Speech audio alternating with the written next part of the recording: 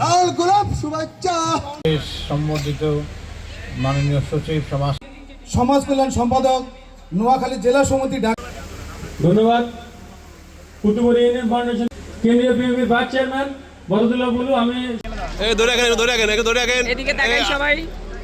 আমরা ভুলতে বসেছিলাম, গুণীদেরকেও কদর করতে হবে। ইসলাম সুমন, উসমান গনি সুমন এবং দিদি ডক্টর মোহাম্মদ আবু ইউসুফ স্যারকে ফুল দিয়ে সংবর্ধনার সম্মানিত সভাপতি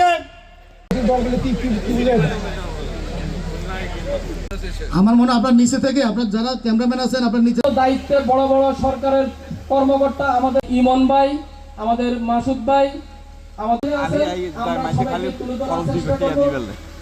মানে গুণীজন আছে আজকে যারা এই তারপরও সম্মাননা পেতে সবারই ভালো লাগে।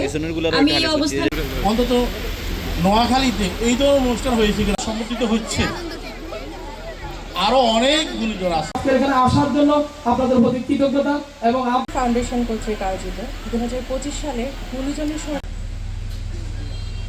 এর আগে আমি 2018 সালে অন্তত নোয়াখালীতে এই তো অনুষ্ঠান হয়েছে কিনা আমার ভবিষ্যৎ ডেভেলপমেন্টের জন্য এর আগে একটা প্রোগ্রাম আমি থাকতাম মানিক মিন্টু ওদের বাসায় আমি হয়েছে।